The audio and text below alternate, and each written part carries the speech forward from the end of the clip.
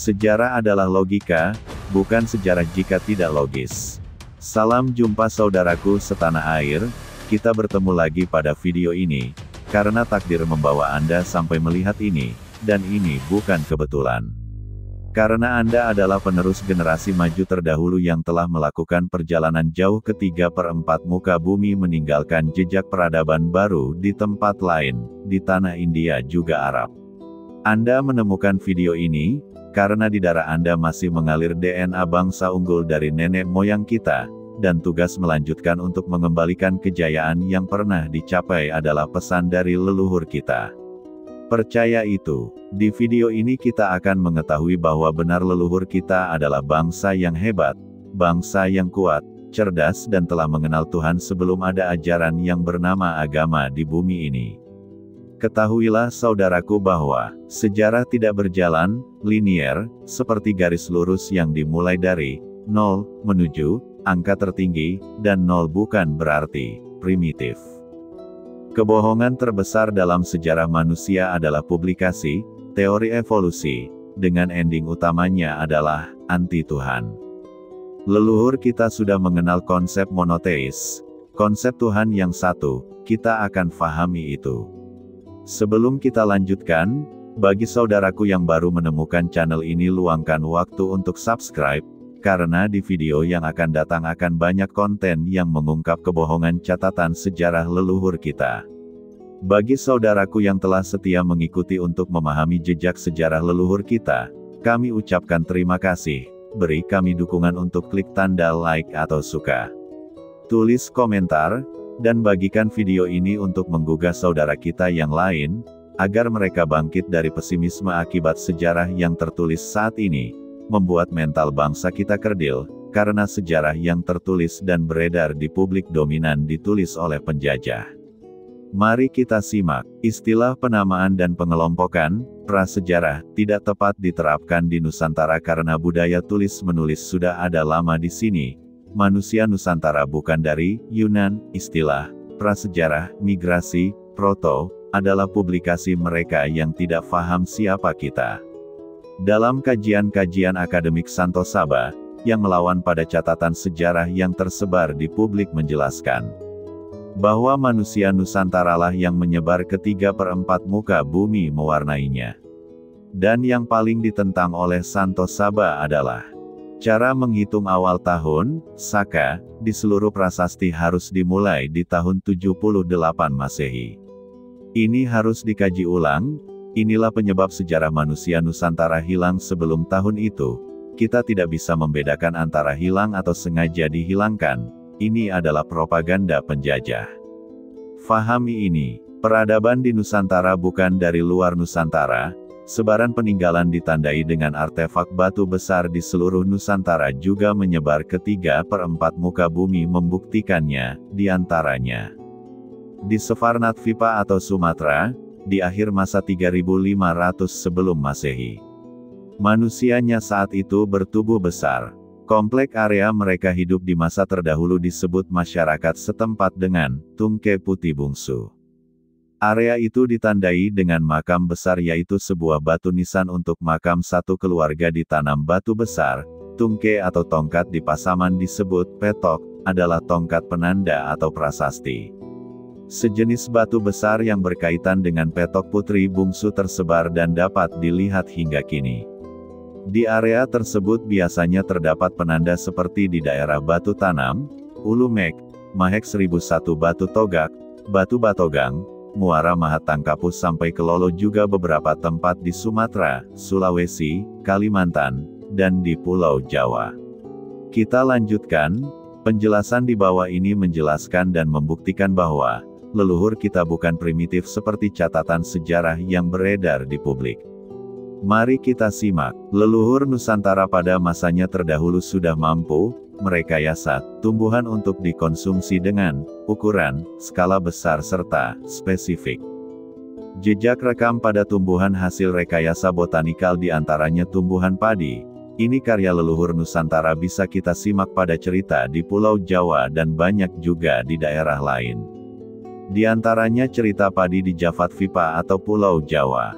Nawangwulan mengingatkan pada Jaka Tarub agar tidak menanyakan rahasia kebiasaan dirinya kelak setelah menjadi istri.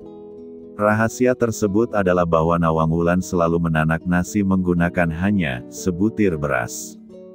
Berarti, untuk konsumsi keluarga mereka, hanya dibutuhkan 1 butir padi. Ini bukan cerita ilusi atau tidak logis, ini ada sains yang tersembunyikan dari cerita itu. Mari kita simak penjelasan selanjutnya. Padi adalah tumbuhan organisme, eukariota, multiseluler tergolong dalam pengelompokan paling atas. Klasifikasi ilmiahnya adalah ternamakan sebagai Plantae sensu strictissimo. Bukti penelitian arkeologi telah menyimpulkan bahwa tanaman ini sudah ada dan dibudidayakan 10.000 hingga 5.000 sebelum Masehi. Tanaman ini sudah ada di bumi Nusantara maju terdahulu atau Indonesia saat ini. Ini hasil teknologi rekayasa genetik botanika peradaban maju Nusantara Indonesia terdahulu.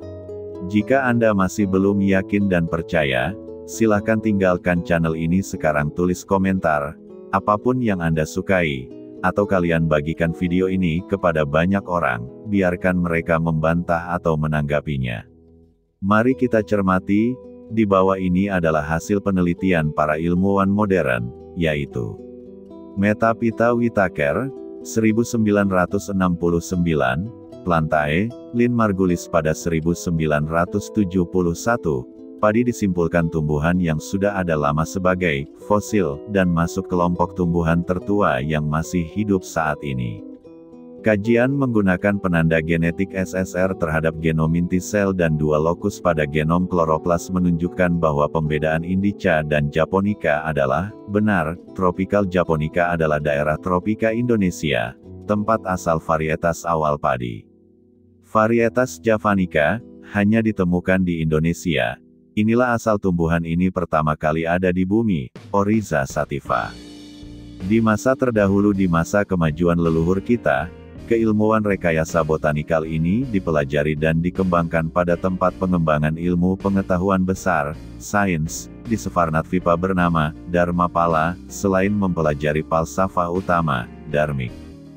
Tempat pembelajaran ini yang pernah dilihat dan dicatat oleh peziarah Tiongkok Ising di abad 7 Masehi. Ia melihat dan mencatat, ada sisa reruntuhan pondasi kuno. Inilah tempat pembelajaran, pusat dari bangunan yang dibangun di Nalada Bihar, India. Inilah sekolah tertua di dunia.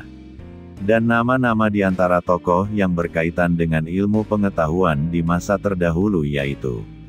Nama tokoh terkenal salah satunya adalah Suvarnatvipa Dharmakirti, hidup pada tahun 610 SM 520 SM, dia adalah salah satu pencetus pemikiran, logika filosofis, juga ahli teori ilmu yang utama, atomisme, yang menyatakan bahwa satu-satunya benda yang dianggap ada adalah keadaan kesadaran sesaat.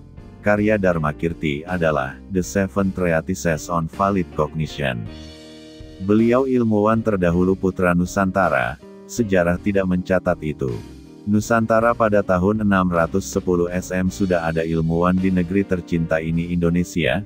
The Seven Treatises on Valid Cognition adalah karya Dharmakirti. Ia telah menyusun dan menghasilkan karya besar di bidang keilmuan dan akademis, yaitu 7 bagian ilmu utama tentang pengakuan, validitas, atau The Seven Treatises on Valid Cognition.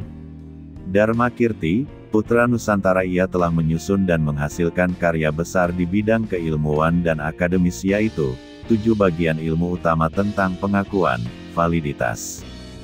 7 bagian itu adalah The Seven Treatises on Valid Cognition. 1. Relationship Analysis, ilmu tentang analisis hubungan, Sambandha Pariksafti. 2. Science of Compendium of Recognition of Validity, ilmu penetapan pengakuan validitas, Pramana Viniscaya. 3. Ilmu Kompendium pengakuan validitas, Pramana Vartika Karika, Diknaga. 4. Science of Drop-off Reasoning, Nyaya Bindu Prakarana. 5. Essence and Explanation of a Drop-off Reason, Hetu Bindu Nama Prakarana. 6. Evidence from Continuums dan Academic Studies, bukti dari continuums dan kajian akademik, Samtanantara Sidinama Prakarana. 7. Science of Reasoning dan Approach, ilmu terhadap penalaran dan pendekatan Vadanyaya nama Prakarana.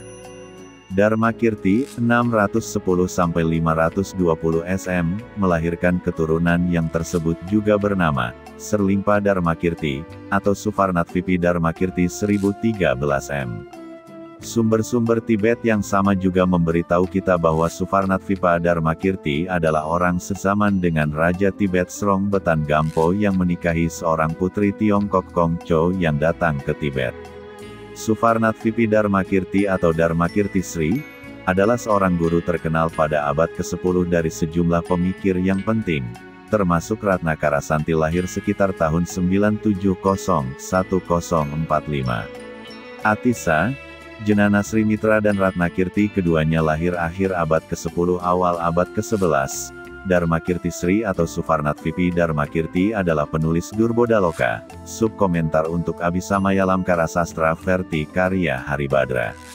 Suvarnatvipi Dharmakirti adalah seorang sarjana asal Sriwijaya, Suvarnatvipa, Sumatera. Ia adalah salah satu pendiri filsafat logika. Setelah menerima pendidikan, ia kemudian melakukan perjalanan ke Nalanda untuk menerima ajaran langsung dari Vasubandhu. Dharmakirti 610-520 SM adalah leluhur dari orang yang bernama Suvarnatvipi Dharmakirti 1013 M, melahirkan keturunan yang tersebut bernama Chudamani atau Culamani Tiwarmadewa, kadang disebut Chudamani Tiwarman. Candi bungsu, di area komplek Candi Muara Takus dibangun pada abad ke-10 tahun ke-2 sampai selesai tahun ke-5 oleh Sang Hyang Datuok Culamani Tiwarmadewa, atau Chudamani Tiwarman untuk menghormati leluhurnya Suvarnatvipa Dharmakirti dan pendahulunya Dharmakirti. Pusat pendidikan, Dharmik original, bernama Dharmapala, bercabang di Bihar India Nalanda. Raja Pala Silsilah Shailendra Balaputradewa dari Sumatera, membangun Nalanda 427 Masehi. Demi kepentingan pengembangan, pusatnya pendidikan di Suvarnatvipa yaitu Dharmapala, dan dibangun lebih dahulu dari Nalanda di Bihar India. Di masa terdahulu lagi sekitar 5391 sebelum Masehi juga telah dibangun di Jafatvipa bernama Fuana Cakapala, Borobudur. Bangunan ini berdasar ajaran asli Nusantara, Dharma, atau Dharmik original, yang kini terekam sempurna di Bali. Ini bukan dari India. Dan temuan hasil rekayasa leluhur kita maju terdahulu, rekayasa genetika tumbuhan, padi, diabadikan pada reliefnya.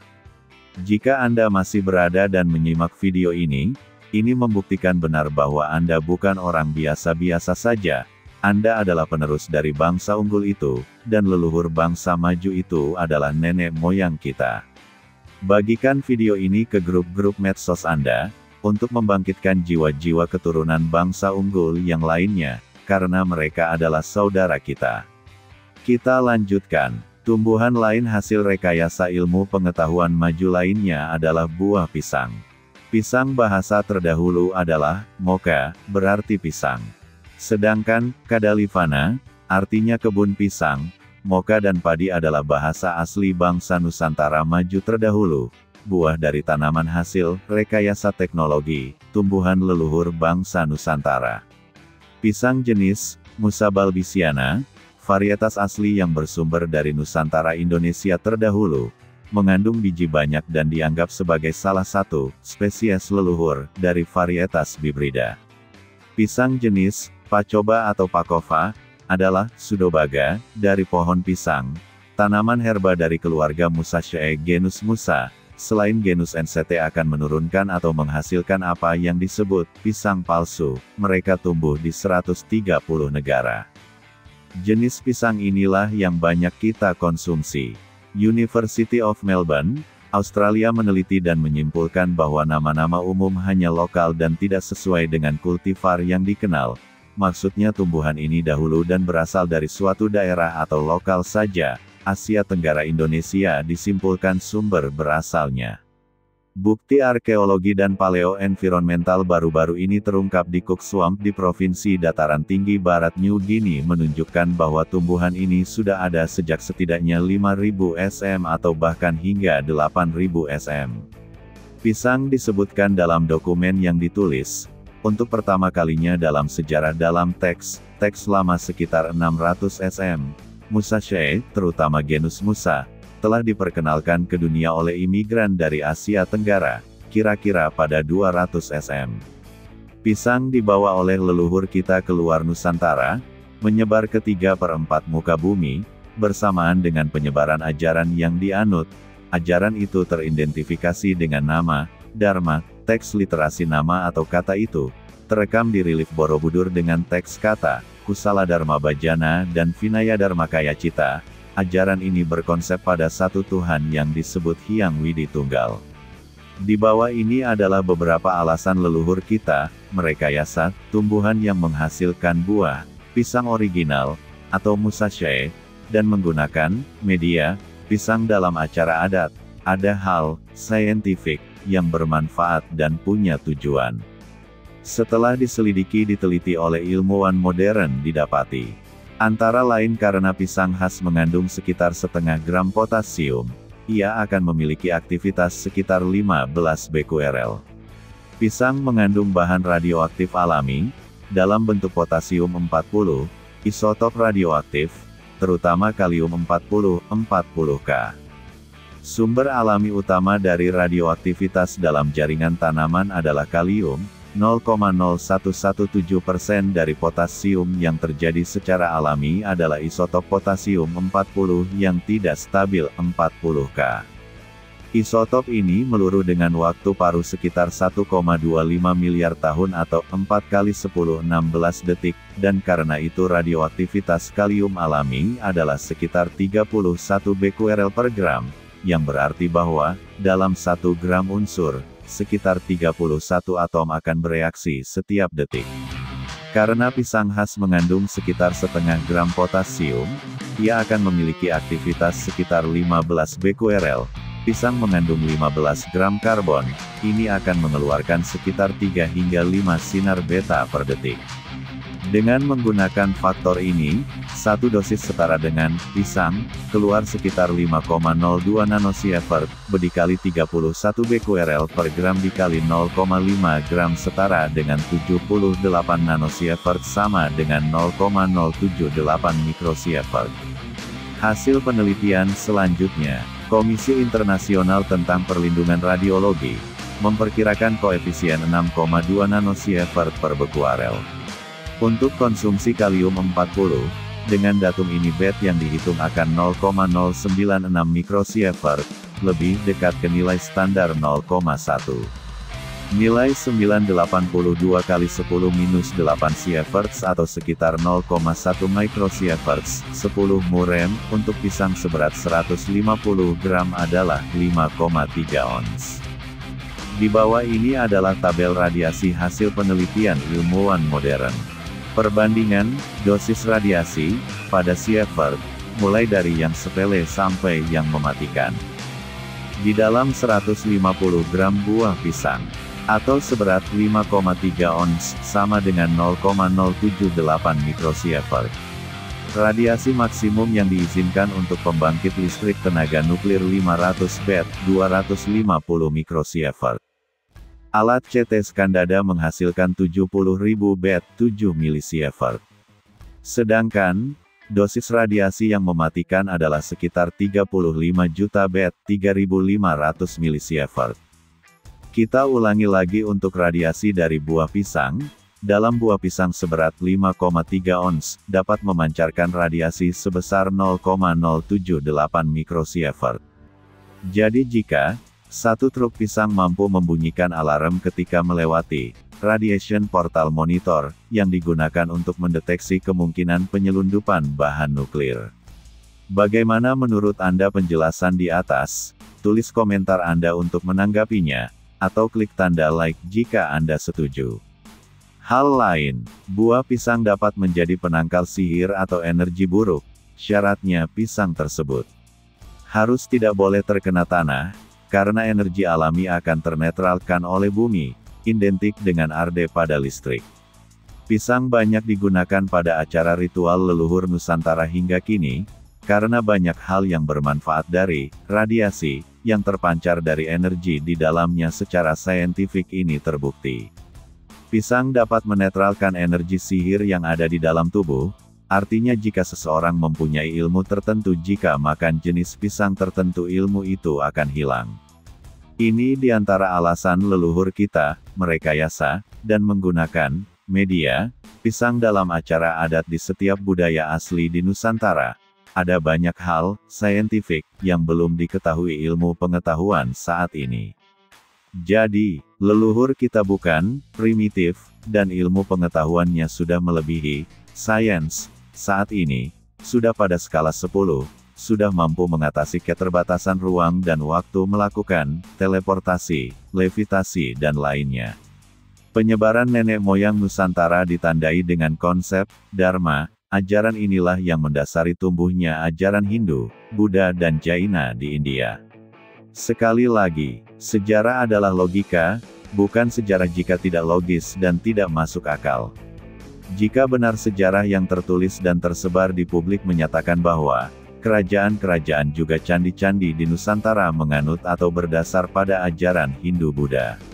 Pertanyaannya, kapan dan siapa misionaris, pendakwah, biksu ajaran Hindu, Buddha yang terlahir di India masa pra-Islam ke Nusantara, hingga semua situs-situs Nusantara disebut Hindu atau Buddha? Hanya karena kita telah sepakat menghitung awal tahun Saka di prasasti dimulai 78 Masehi, maka hilang fakta sejarah maju nenek moyang kita sebelum tahun itu. Jika Anda belum memahami isi video ini, putar ulang untuk agar lebih mengerti. Dan bagikan video ini untuk menggugah saudara kita yang lain, agar mereka bangkit dari pesimisme akibat sejarah yang tertulis saat ini, membuat mental bangsa kita kerdil, karena sejarah yang tertulis dan beredar di publik dominan ditulis oleh penjajah.